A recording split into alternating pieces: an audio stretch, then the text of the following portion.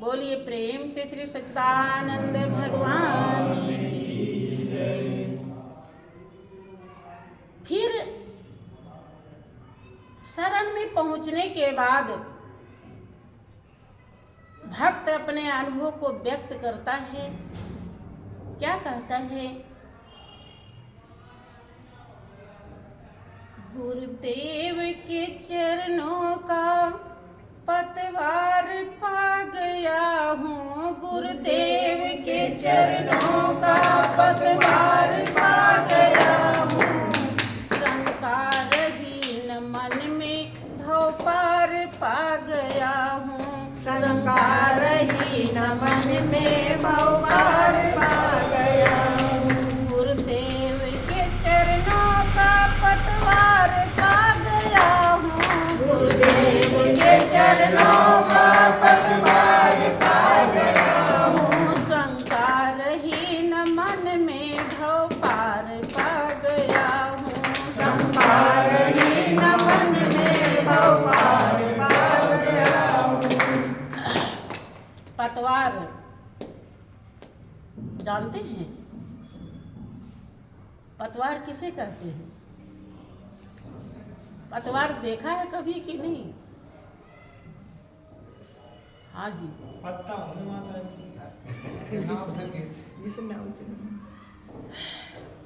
पतवार जिधर से हवा चलती है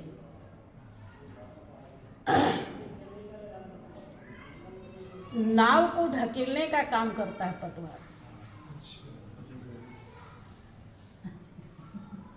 समझे? इसलिए पतवार लगाई जाती है। बहुत बड़ा सहारा, दूसरी दिशा में न जाए, जिस दिशा में चलना है उस दिशा में नाव जाए, वो काम करती है पतवार। वही प्रेमी भक्त कहता है कि गुरुदेव के चरणों का पतवार पा गया। क्या सहारा! जिधर हमें चलना है, जाना है, अब उधर ही जाऊंगा।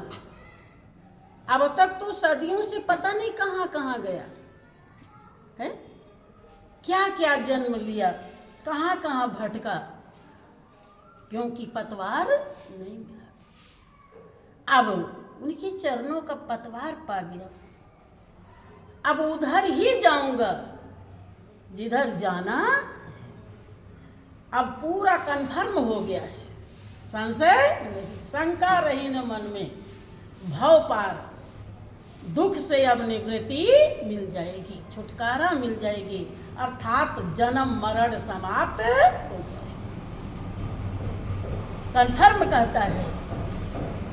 लोगों के बहुत दिन तक कन्फर्म नहीं होता। गुरुदेव ने जो मालिक को दर्शाई है, वास्तव में यही मालिक का स्वरूप है, यही सच्चा नाम है। ये हृदय हमारा स्वीकार नहीं कर पाता है, इसलिए हम कन्फर्म नहीं होते। लेकिन प्रेमी भक्त कन्फर्म है, इसलिए कह रहा है शंका रही न मन में भव पार पा गया। गुरुदेव के चरणों का पतवार पा गया हूँ, गुरुदेव के चरणों का पतवार पा गया हूँ। संकारहीन मन में भव पार पा गया हूँ, संकारहीन मन में भव पार पा गया हूँ।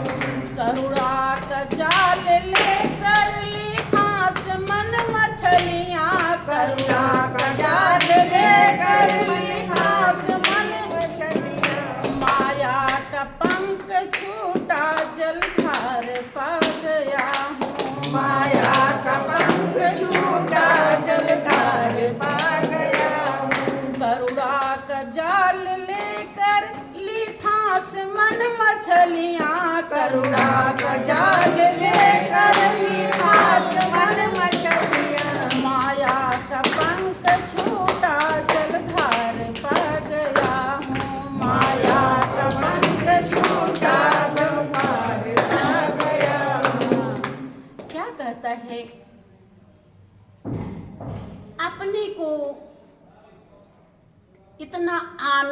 महसूस करता है। करुणा का जाल लेकर ली फांस मन मछलियां। आपको तरस आता है कि आज बेटे के लिए ये करना है, आज बेटी के लिए वो करना है, आज बहू को हॉस्पिटल ले जाना है, आज उसे वहाँ जाना है, उसके लिए ये काम करना है। ये कौन करवाता है? करुणा। यही जाल, करुणा का जाल लेकर ली फांस मन मछलियां। मन रूपी मछली को फांस लिया करुणा का जाल। इसी में तो फंसे रहते हैं। इसीलिए तो अपने लिए हमारा क्या है, करना क्या है। हमारी आत्मा जन्म जन्मांतर के दुखों से कैसे बचेगी, कैसे छूटेगी? भाई ये कहीं तरफ करुणा होता है, दूसरे तरफ का करुणा का पता ही नहीं। हम अपने ऊपर दया नहीं कर पाते, क्योंकि बहुत दया करने वाले तमाम फैले हुए हैं। उनके लिए ये करना है, उनके लिए ये करना है, उनके लिए ये करना है, अपने की याद ही नहीं रहता। अपने लिए क्या करना है? उपकारण के गर्जी महापुरुष होते हैं, संत सद्गुरु होते हैं। वो साम दाम दंड भेद सब अपनाते हैं ताकि आपकी भलाई हो जाए। कहता है करुणा का जाल लेकर ली फांस मन मछलियां, माया का पंख छूटा। ऐसा मन रूपी मछली को फांसा था करुणा के जाल में। अब कीचड़ को किसका है? माया का। माया का पंख छूटा। अब कीचड़ आ जाता है तो पानी रुक जाता है।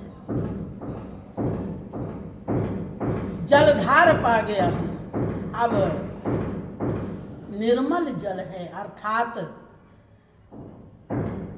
माया में ही ईर्ष्या, द्वेष, छल, कपट, बेईमानी, ठगहारी इसी में किया जाता है। जब हम भगवान की तरफ चलते हैं, मालिक की तरफ चलते हैं, तो ये खत्म हो जाता है। यही जलधार, निर्मल जल आ गया, कीचड़ छूट गया। किसने छुड़ा दिया? गुरुदेव ने। माया का पंख छूटा, जलधार पा गया। गुरुदेव के चरणों का पतवार पा गया हूँ, गुरुदेव के चरणों का पतवार पा गया हूँ। संकारहीन मन में भव पार पा गया हूँ, संकारहीन मन में भव पार पा गया हूँ। अज्ञान के बधिक ने फांसी थी चित की चिड़िया, अज्ञान के बधिक ने फांसी थी चित की चिड़िया। गुरु ने छुड़ा दिया है, उद्धार पा गया हूँ, गुरु ने छुड़ा दिया है, उद्धार पा गया हूँ। अज्ञान के बधिक ने, अज्ञानता, अगर ज्ञान नहीं हुआ अर्थात हमारी चेतना जागृत नहीं हुई, किसके लिए? अपने ध्येय और लक्ष्य के लिए। तो बंधु हम अज्ञानी हैं, अज्ञानता में हैं, और अज्ञानता बधिक बहेलिया का काम करता है। अर्थात हमको बध डालता है, हलाल कर देता है। और कितना हलाल करेगा? 84 लाख जन्म तक। ये बहेलिया, अज्ञानता रूपी बहेलिया। अज्ञान के बधिक ने फांसी थी चित्त की चिड़िया। चित्त रूपी चिड़िया कहाँ दुनिया का महत्व देता है कि गुरु ज्ञान का महत्व देता है? अपने दिल से पूछिए। जिसका महत्व देगा वही करेंगे। जहां से जाल कटना है वहां चित्त को जाने नहीं देते हैं। अज्ञानता रूपी बहेलिया फंसा रखा है, और जहां फंसना है उसमें खूब प्रेम से रखता है, कोई दिक्कत नहीं। गुरु ने छुड़ा लिया है, उद्धार पा लिया। भाइयों बहनों, ये सच्चाई बहुत जन्मों की कमाई से समझ में आती है। किसी का दोष नहीं होता है।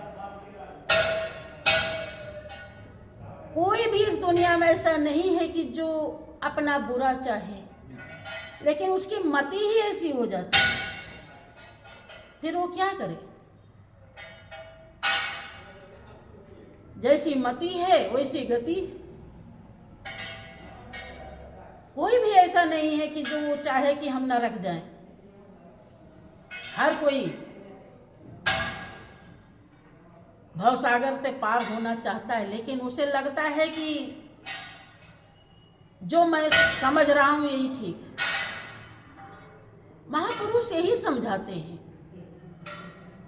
कि जो आप समझ रहे वही ठीक नहीं है, क्योंकि बच्चा जो लिखता है अगर वही ठीक होता तो मास्टर को जांच करने की क्या जरूरत है? सब ठीक है, ठीक है, फिर कोई दिक्कत है? अब वो सही लिखे रहेगा तभी मास्टर नंबर देता है, और सही नहीं लिखा तो गोल कर देता है। जब लोग, एक कहावत हम बचपन में सुना करते थे कि अपने मुँहे मियाँ मिठू बनने से कोई फायदा, आनंद तो तब है जब दूसरा कोई बढ़ाए। यही बात यहाँ है। जिस ढंग को, जिस तरीके को, जिस रास्ते को सद्गुरु बता दें कि ये सही है, वो सही है। आपका जो मन कहता है वो सही, वो तो मनमुख है। देखे, कबीर ने मना किया, एक होता है गुरुमुख और एक होता है मनमुख। जो मन के मत के अनुसार चलता है उसे कबीर ने कहा कि वो कभी हमसे मिले ही ना, क्योंकि खरबूजे को देखकर खरबूजा रंग बदलता है, संगत का प्रभाव पड़ता है। उन्होंने क्या कहा?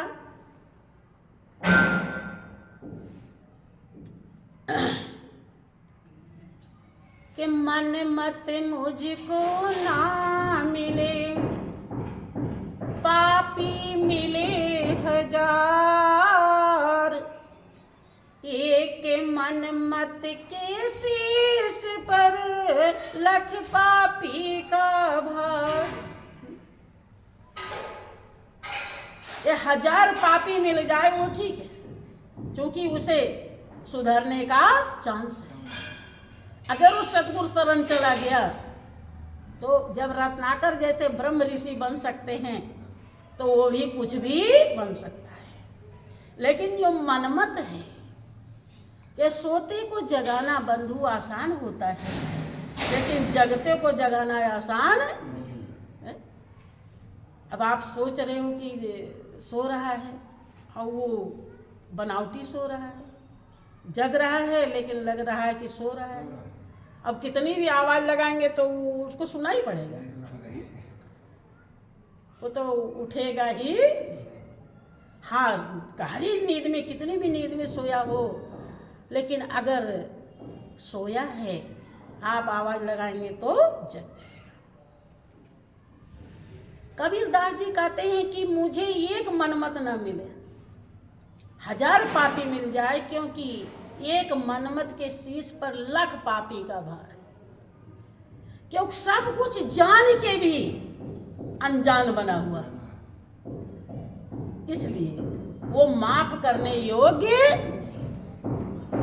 बंधु, जितना भी बने, थोड़ा भी बने, लेकिन हमें गुरु आज्ञा का पालन करना चाहिए। धीरे धीरे करें, देर में करें, जितना भी कर पाए करें, लेकिन मनमत ना बने। क्योंकि हृदय से जब समझेंगे तो बात समझ में आएगी।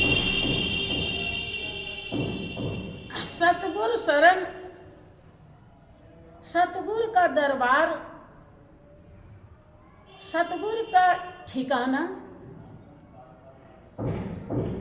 यहाँ से जो कुछ भी हमें मिलता है वो हमें मंजिल की तरफ ले जाता है। उसमें किसी भी प्रकार का धोखा नहीं है, वही आपका अपना है। और संसार में सब कुछ सपना है। यहाँ से जो कुछ भी मिलेगा, जो कुछ भी आप सोचते हैं, बोलते हैं, करते हैं, वो सब आपका अपना है। और अन्यत्र कहीं भी कर रहे हो, केवल पेट धंधे तक है, इससे आगे मंजिल के लिए नहीं। वो राह खर्च है, मंजिल नहीं है बंधु। इसलिए अपने हृदय को, अपने मन को बार बार समझाएं कि यह मन, इतनी जिंदगी बीत गई, पता नहीं कितने श्वास निकल गए, गिनती नहीं है, कितने बचे हैं कुछ पता नहीं। अब से तो होश में आ जा, जाना तो है ही है, लेकिन वो करके जा जो करने के लिए आया है। कि जब चलना ही है तो चलने की तैयारी कर लो, और जो तैयारी नहीं किए वो पछता के रह गए।